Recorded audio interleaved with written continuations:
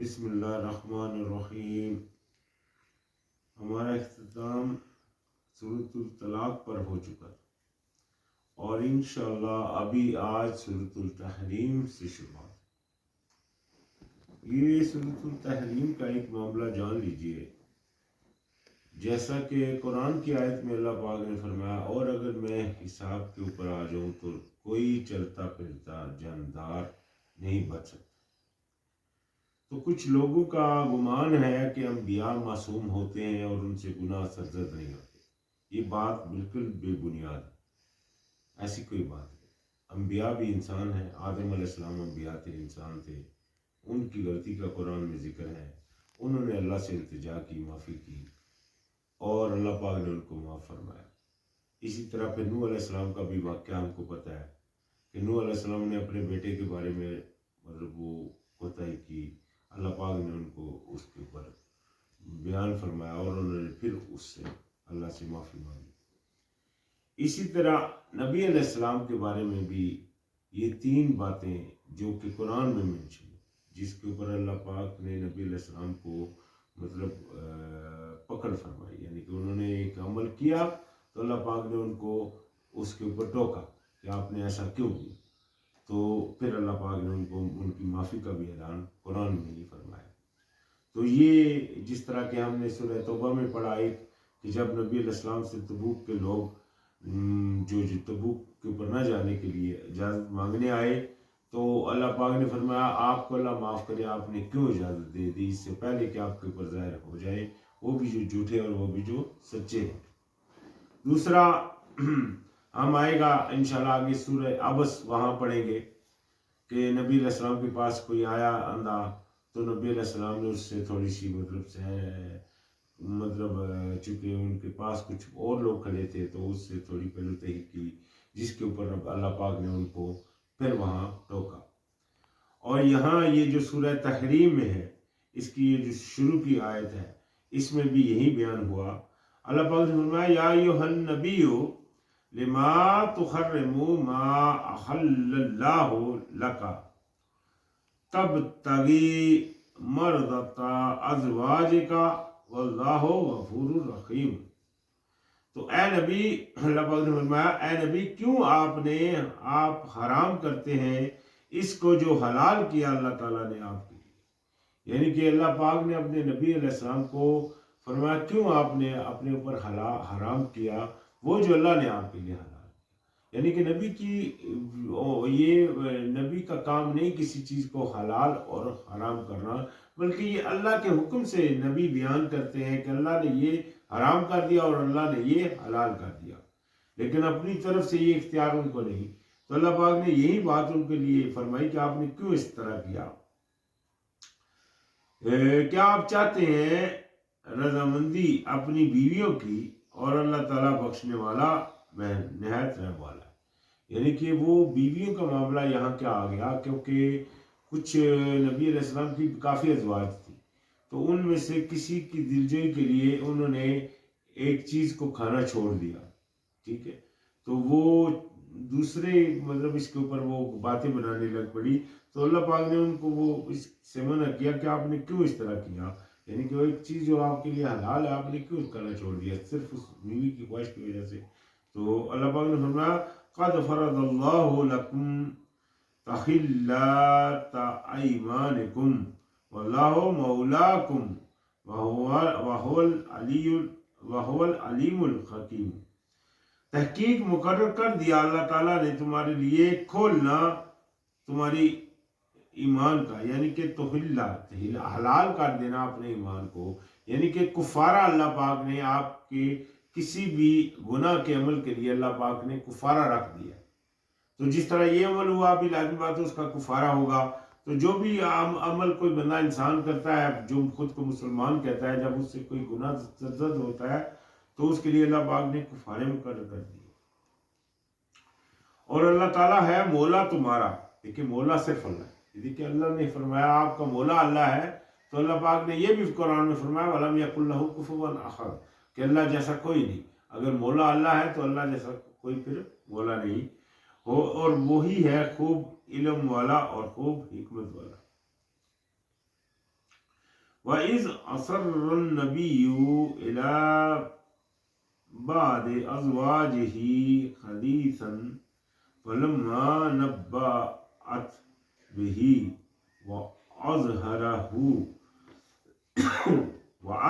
اللَّهُ عَلَيْهِ عَرَّفَ بَعْضَهُ وَأَعْرَضَ عَنْ بَعْضٍ فَلَمَّا نَبَّأَهَا بِهِ قالت من أنبأك هذا قال نبأني العليم الخبير. تو یہ بھی ایک واقعہ ہوا. وہ کیا ہوا؟ اور جب چھپا کر کی نبی علیہ السلام کی طرف بعض اپنی بیویوں کی کہ ایک بات، یعنی کہ نبی علیہ السلام کی ایک بات کو جب چھپا لیا گیا، تو جب اس نے خبر دی اس کی اور ظاہر کر دیا اسے اللہ تعالیٰ نے اسے، یعنی کہ انہوں نے چھپائی تھی، بیویوں نے ایک بات کو چھپایا، لیکن اللہ پاک نے ان کے اوپر، نبی علیہ السلام کے اوپر وہ بات ظاہر کر دی، ان کو بتا دی. تو اس نے بتا دیا بعض حصہ اس کا، اور اس نے اعراض کیا بعض سے، یعنی کہ نبی علیہ السلام نے پھر بعض جو انہوں نے چھپائی تھی اس کو بعض تھوڑا سا ان کو بیان کر دیا اور تھوڑا نہیں، پورا بیان نہیں کیا. تو جب اس نے خبر دی اسے اس کی، وہ کہنے لگی کس نے خبر دی آپ کو، یعنی کہ جب یہ بات ہو چکی تو نبی علیہ السلام کی ایک بیوی نے کہا کہ آپ کو یہ بات کس نے بتائی؟ تو نبی علیہ السلام نے اس سے کہا کہ اس کی کہ خبر دی مجھے خوب علم والے اور باخبر، بہت باخبر ہے، یعنی کہ مجھ کو اللہ پاک کی طرف سے یہ مجھے پتہ چلا ہے اور میں نے آپ کو بتایا. یہاں بھی بات ذہن میں رکھیں کہ نبی علیہ السلام کو پہلے وہ بات پتہ نہیں تھی. نبی علیہ السلام اگر غیب جانتے تو ان کو پہلے ہی وہ بات پتہ ہو جاتی کہ ان کی بیویوں کے اندر کیا معاملہ چل رہا ہے، لیکن ان کو بات کا علم نہیں تھا. اللہ پاک نے ان کو بات کا علم دیا، تب انہیں معلوم ہوا، اور تب پھر انہوں نے اپنی بیویوں میں سے کسی کو تھوڑا سا جتلایا وہ بات.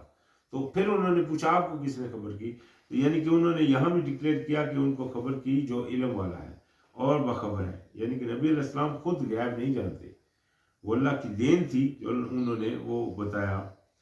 ان تتوبا الی اللہ فقد صاغت قلوبکما، اور انہوں نے کہا کہ اگر تم پلٹ آتی ہو اللہ کی طرف تو جھک پڑے دل تمہارے، یعنی کہ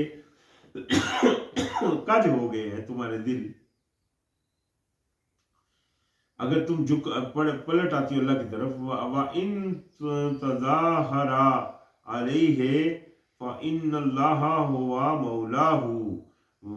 اچھا، تو وَجِبْرِيلُ وَصَالِحُ الْمُؤْمِنِينَ وَالْمَلَائِكَةُ بَعْدَ ذَلِكَ ظَهِيرٌ.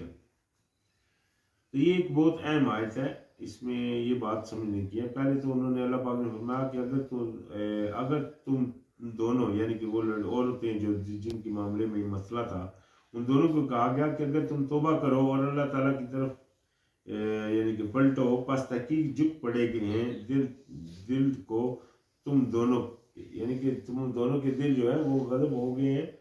تو اگر تمہارے لیے سخت ہو گئے ہیں، یعنی کہ تمہارے دلوں کو بہتر ہے کہ تم اللہ کی طرف آ جاؤ، اور اگر ایسا نہیں کرو گی اور اگر تم ایک دوسرے کی مدد کرو گی، یعنی کہ اگر تم ایک دوسرے سے پھر بھی لگی رہو گی اس کے خلاف، یعنی کہ اس پر، تو جان رکھو کہ بے شک اللہ تعالیٰ ہے جو ہے مولا، اللہ اس کا مولا ہے. یہاں ایک بات بہت اہم ہے جو اکثریت لوگ دھیان میں نہیں لاتے، اور وہ بولتے ہیں مولا کو، اس آیت سے وہ بولتے ہیں کہ یہ بھی تو مولا ہے، جبکہ پچھلی آیت میں اللہ پاک نے فرمایا اللہ مولا ہے، اور میں نے بیان کیا کہ اللہ پاک نے دوسری جگہ فرمایا کہ اللہ جیسا کوئی نہیں. تو مولا صرف اللہ ہی ہے. یہ بات ابھی یہاں سے غور کس طرح ہوگی؟ اللہ پاک نے فرمایا کہ اگر تم ایسا نہیں کرو گے تو اللہ ہے مولا اس کا، اور جبرائیل اور جو نیک مومن ہیں اور جو فرشتے ہیں بعد اس کے مددگار بھی ہیں. یعنی کہ مولا نہیں ہے وہ کیا ہے؟ وہ اللہ کے بعد ان کے مددگار بھی ہیں، یعنی کہ اللہ مولا ہے ان کا، اور جو یہ جو جبرائیل ہو گئے یا نیک مومنین ہو گئے یا جو فرشتے ہو گئے، اس کے بعد ان کے مددگار بھی ہیں. مولا صرف اللہ ہی ہے. یہاں یہ نہیں کہ مولا ان کو کہا گیا ہے، مولا اللہ کو کہا گیا ہے، اور یہ باقی جو ہیں یہ ان کے مددگار ہیں. یعنی کہ یہ تم جان لو کہ تم اگر نہیں کرو گی تو یہ جان لو اللہ ان کا مولا ہے، اور جو باقی جبرائیل ہے اور نیک مومنین ہیں یا جو فرشتے ہیں وہ اس کے بعد ان کے مددگار بھی ہیں. تو یہ کنفیوژن ہے اس آیت سے ڈلا ہوا، تو اس کو کلیئر کیا گیا ہے.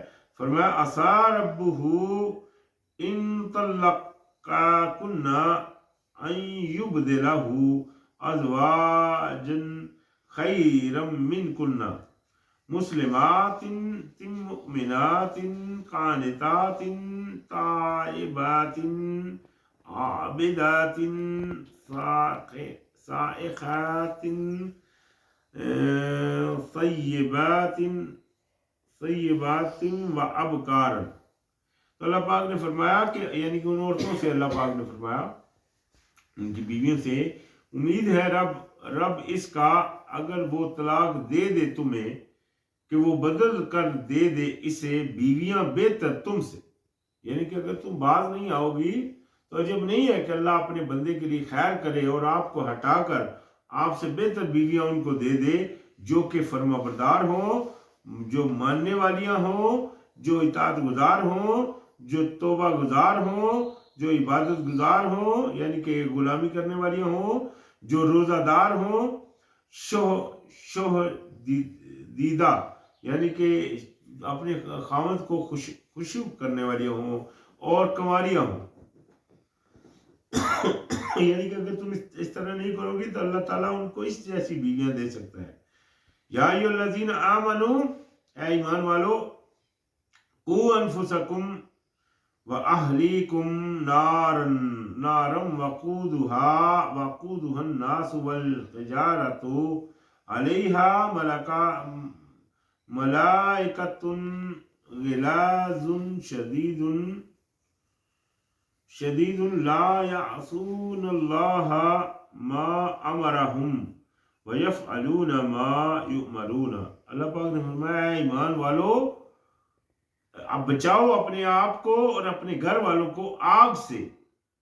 ایندھن ہوگا جس کا لوگ اور پتھر، اس پر فرشتے ہیں سخت زبردست، نہیں وہ نافرمانی کرتے اللہ تعالیٰ کی اس میں جس کا اس نے حکم دیا انہیں، اور وہ کرتے ہیں جس کا وہ حکم دیے جاتے ہیں. یعنی کہ تم بچو، خود کو بھی بچاؤ اور اپنے گھر والوں کو بھی بچاؤ. کس سے؟ آگ سے.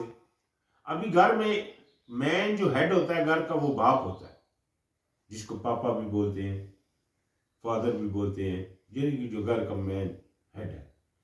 ابھی اس کی ذمہ داری ہے کہ وہ خود کو بھی بچائے آگ سے اور اپنی اولاد کو بھی. تو وہ کس طرح بچائے گا؟ آگ سے بچنے کا طریقہ کیا ہے؟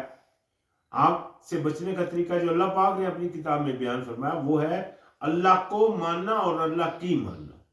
یعنی کہ دونوں باتوں میں پورے رہنا، اللہ کو ماننے میں بھی پورے رہنا اور اللہ کی بات ماننے میں بھی پورے رہنا، اس کے پر عمل پیرا ہونے میں بھی پورا رہنا، اس میں کوتاہی نہ ہے. تو اس کے لیے آپ کو اپنی اولاد کے اوپر سختی بھی کرنی پڑتی ہے، جس طرح نماز وغیرہ کے احکامات ہیں، اسی طرح سچ بولنا، اسی طرح مثال کے طور کے اوپر اپنے مطلب معاملات میں، گھریلو معاملات میں بھی مطلب کسی قسم کی دغا بازی نہیں ہونی چاہیے. یہ سارے معاملات، اسی طرح باہر دوستوں سے امانت میں خیانت نہ کرنا، یہ سارے معاملات جو ہیں یہ مطلب اپنے اولاد کو سمجھانا اور پھر اس کے اوپر قائم رکھنا، خود بھی اس کے اوپر رہنا.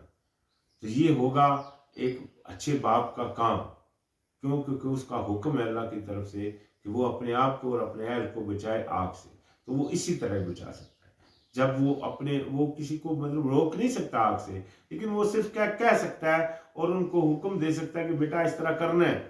تو اگر وہ نیک اولاد صالح اولاد ہوگی، وہ ان کی بات مان لے گی تو انہی کا فائدہ ہے.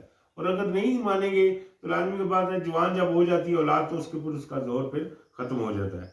تو خیر یہ اللہ پاک نے اس کے لیے بتا دیا اور بتایا کہ ان فرشتوں سے، جو فرشتے اس کے اوپر پھر اتنے سخت ہیں کہ وہ اللہ کے حکم کی نافرمانی نہیں کرتے. تو فرمایا یا ایھا الذین کفروا لا تعتذروا، لا تعتذروا اليوم انما تجزون ما کنتم تعملون، اے لوگوں جو انہوں نے کفر انکاری کیا، نہ تم معذرت کرو آج کے دن، بے شک تم کو بدلہ دیا جا رہا ہے، جا رہے تم بے شک تم بدلہ دیے جا رہے ہو اس کا جو تم عمل کرتے تھے. یعنی کہ اس دن ان سے کہا جائے گا کہ آج تم کو معذرت، دنیا میں اگر تم نے اپنی اس فکر کو مطلب اہم نہیں کیا، اللہ تعالیٰ کی طرف متوجہ صحیح دل سے نہیں ہوئے، تو پھر آج تم کو معذرت کا کچھ فائدہ نہیں ہوگا، بلکہ تم کو بدلہ اسی کا ملے گا جس طرح تم عمل کرتے تھے. یعنی کہ اس میں کوئی زیادتی والی بات نہیں ہو رہی ہوگی. فرمایا یا ایھا الذین آمنوا توبوا الی اللہ توبۃ نصوحا عسى ربكم ان يكفر عنكم سیئاتکم ويدخلكم جنات تجری من تحتها الانہار یوم لا یخزی اللہ النبی والذین آمنوا معه نورهم يسعى بين أيديهم وبأيمانهم ويقولون ربنا أتمم لنا نورنا واغفر لنا إنك على كل شيء قدیر. اچھا، تو اللہ پاک نے فرمایا پھر نصیحت ہے، یہ بہت بڑی نصیحت. اللہ پاک نے فرمایا اے لوگو جو ایمان لائے ہو، پلٹو اللہ کی طرف جس طرح پلٹنا خالص ہوتا ہے. یہ نہیں کہ خالی منہ زبانی توبہ کر دی پھر توڑ دی. توبہ کرو خالص توبہ، پلٹو اللہ کی طرف جس طرح حق ہے. امید ہے رب تمہارا کہ وہ دور کر دے تم سے برائیاں تمہاری، اور وہ داخل کر دے تمہیں باغات میں بہتی ہیں جن کے نیچے نہر.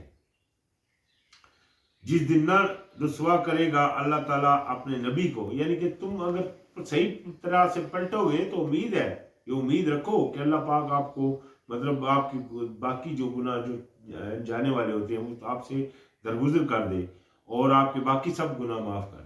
لیکن آپ کا پلٹنا صحیح اوریجنل ہو. یہ اللہ کی طرف سے آپ اندر سے بات کریں، اللہ آپ کے اندر کی بات کو جانتا ہے. اور جب اللہ سے بات کریں تو بالکل صاف فیر ہو کر کریں، کیونکہ اللہ سے دھوکہ بازی نہیں چل سکتی. تو اللہ پاک نے فرمایا لہذا اس سے پھر آپ کو فائدہ کیا ہوگا کہ اللہ پاک آپ کو داخل کرے گا جنتوں میں جن کے نیچے بہ رہے نہریں. اور وہ دن ایسا ہے یعنی کہ جس دن نہ رسوا کرے گا اللہ تعالیٰ نبی کو اور انہیں جو ایمان لائے ساتھ اس کے، یعنی کہ جو اللہ کے ساتھ نبی کے ساتھ جو بھی ایمان لائے، یعنی کہ جو ایمان کے اوپر قائم رہے، ان کو بھی اللہ پاک پھر وہ اس دن رسوا نہیں کرے گا. نور ان کا دوڑتا ہوگا ان کے آگے. اس نور کی بات ہم نے سورہ حدید میں پڑھی تھی کہ وہ نور ہے جس کے اوپر وہ چلیں گے، جو ان کے آگے دوڑتا ہوگا ان کے آگے اور ان کے دائیں. اور وہ کہیں گے، یعنی کہ اس دن پھر وہ دعا بھی کریں گے اس نور کے لیے، کہیں گے اے ہمارے رب تمام کر دے ہمارے لیے نور ہمارا اور بخش دے ہمیں، بے شک تو اوپر ہر چیز کے خوب قدرت رکھنے والا. یعنی کہ اس دن پھر وہ دعا کریں گے کہ اللہ ہمارے نور کو بھی پورا کر دے اور ہم کو بخش دے. تو فرمایا یعنی کہ یہ دعا آپ آج بھی کر سکتے ہیں. یہ تو دعا قرآن میں منشن ہے، اس کو یاد کریں. آج بھی آپ کر سکتے ہیں اللہ سے یہ دعا.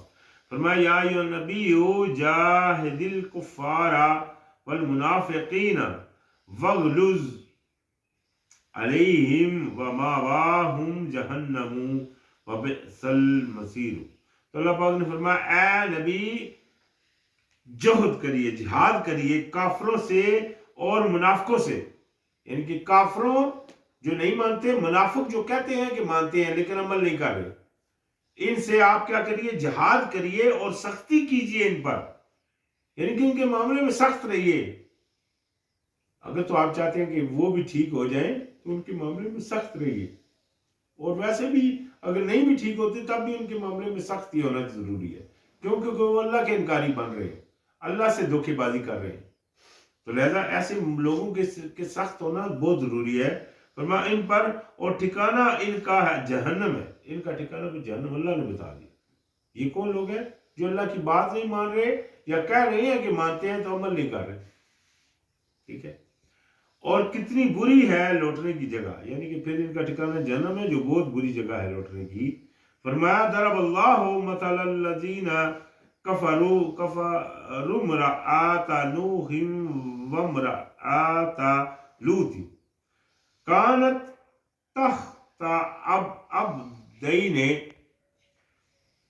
من عبادنا صالحین فخانتهما فلم یغنیا عنہما من اللہ شیئا وقیل ادخلا النار مع الداخلین. تو یعنی کہ اللہ پاک نے فرمایا، اللہ پاک مثال بیان کرتا ہے ان لوگوں سے جو انکاری ہیں نوح علیہ السلام کی بیوی اور لوط علیہ السلام کی بیوی کی. یعنی کہ جو لوگ آج انکاری کر رہے ہیں وہ دیکھ لیں کہ نوح علیہ السلام کی بیوی اور لوط پیغمبروں کی بیویاں تھیں، لیکن جب انہوں نے انکاری کی اللہ کی تو ان کا حال کیا ہوا بھی آتا ہے.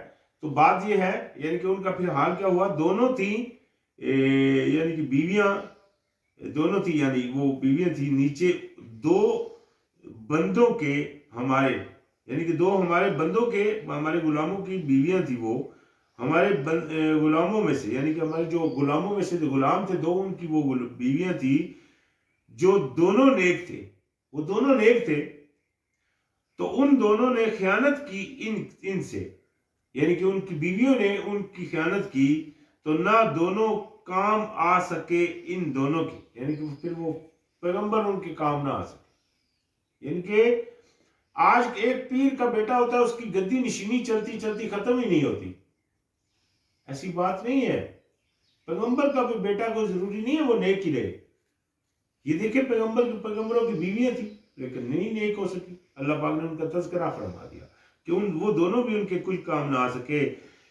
اور اسی طرح کی بات ہم نے تورات میں بھی پڑھی کہ ان تین انبیاء ان کی بیویوں کی بھی ذکر ہوا، ان دونوں کا بھی، وہاں ایک اور کا بھی ہے. تو یعنی کہ یہ سارا واقعہ اللہ پاک نے کیوں بیان فرمایا کہ پیغمبر بھی کوئی کسی کو بچا نہیں سکتا اپنے، مطلب وہ اس کا اختیار ہوتا ہے پیغمبر کا پیغام کا پہنچانا. باقی کوئی عمل کرے نہ کرے، چاہے اس کا خاندان والا ہو چاہے کوئی غیر خاندانی ہو، وہ اس کو بچانے کی کوئی قدرت نہیں رکھتا. تو فرمایا یعنی کہ وہ تو خیانت کی ان دونوں نے تو نہ دونوں کام آ سکے ان دونوں کے اللہ تعالیٰ سے کچھ بھی. اور کہہ دیا گیا کہ تم کہہ دیا جائے گا، یعنی کہ وہ قیامت والے دن پھر ان کو کہہ دیا جائے گا کہ داخل ہو جاؤ آگ میں داخل ہونے والوں کے ساتھ. اس دن پھر ان کو وہاں بھی داخلے کا حکم دے دیا جائے گا. یہ ہوگی مثال دو بری بیویوں کی، جو نیک مرد خاوندوں کی دو بد بیویاں تھی. تو ابھی آ گئی دو مثال نیکوں کی.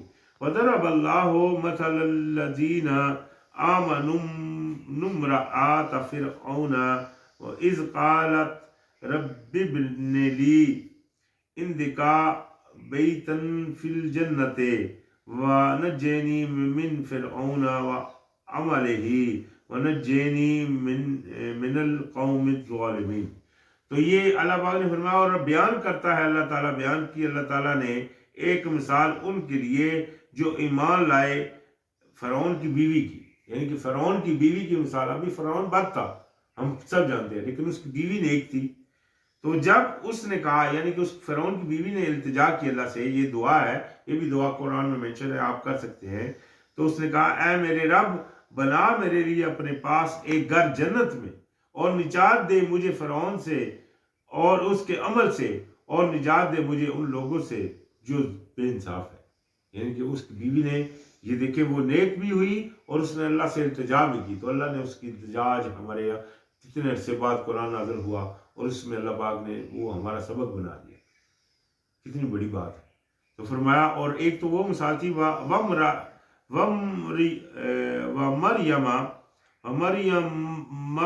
ابْنَتَ عمران التي احسنت فروجها فنفخنا فيه من روحنا وصدقت بكلمات ربها وكتبه وكانت من القانتين. تو اللہ پاک نے فرمایا اور مریم بیٹی جو تھی عمران کی، اور جس نے محفوظ رکھا، جس نے اپنا آزاد رکھا اپنی شرمگاہ کو، اور نہ تو پھونک دیا ہم نے اس میں اپنی روح، یعنی کہ جنہوں نے اپنی عفت کی حفاظت کی، اللہ پاک نے ان میں اپنی روح پھونک دی۔ وہ کیا تھی؟ اور اس نے تصدیق کی کلمات کی اپنے رب کی اور اس کی کتابوں کی، یعنی کہ مریم علیہ السلام جو تھی، جیسا کہ ہم نے پڑھا، وہ پہلے سے محراب میں رہتی تھی، اور وہاں بھی اللہ تعالیٰ کی مطلب جب وہ بالکل بچی سی تھی تو وہ اللہ تعالیٰ کی صحیح غلام، مطلب جس طرح غلامی کا حق ہے، وہ اللہ تعالیٰ کی غلامی میں رہتی تھی، ٹھیک ہے جی۔ اس وقت سے مطلب اسی طرح، اور اسی طرح پھر وہ جوان بھی ہوئی اور اسی طرح وہ رہی، اس میں انہوں نے کوئی خلل نہیں آنے دیا۔ تو اللہ پاک نے فرمایا، تو وہ کیا کرتی؟ تصدیق کرتی تھی اللہ کی باتوں کی اور اپنے رب کی کتابوں کی، اور تھی وہ فرمانبرداروں میں سے، یعنی کہ وہ ان کے اندر یہ عمل موجود تھے۔ تو خیر، یہ تو تھی نیک عورتوں کی مثال۔ آج بھی اگر کوئی عورت اپنے آپ کو نیکی میں رکھتی ہے، یہ دیکھیں اس صورت میں 4 عورتوں کے مثال بیان ہوئے، 2 بدوں کے اور 2 نیکوں کے۔ تو اس سے پہلے نبی علیہ السلام کی بیویوں کی بات ہوئی، تو لہٰذا یہ اس میں زیادہ تر حصہ جو ہے وہ عورتوں کے لیے ہے، اور یہ بات سمجھنے کے لیے ہے، جو بھی نیک عورتیں بننا چاہتی ہیں، جو چاہتی ہیں کہ اللہ ان سے راضی ہو جائے، تو ان کو چاہیے کہ اللہ تعالیٰ کے کہے کے مطابق عمل کرے، بس یہی اللہ تعالیٰ کی رضا حاصل کرنے کا طریقہ۔ اگر اللہ سے کسی جگہ بھی آپ اندر سے کوتاہی کر رہی ہیں، یعنی کہ درگی کر رہی ہیں، یعنی کہ کچھ کبھی مانی کبھی نہ ماننے والی بات اس طرح کا عمل کر رہی ہیں، تو یہ یاد رکھیں کہ اللہ جس سے ناراض ہو جاتا ہے پھر اللہ اپنی مرضی سے راضی ہوتا ہے، تو جب اللہ ناراض ہو جائے تو پیچھے کیا بچا؟ تو لہذا یہ آیت ہمارا آج اختتام ہو گیا سورۃ التحریم پر، انشاءاللہ پھر یہاں سے آگے شروعات ہوگی۔ السلام۔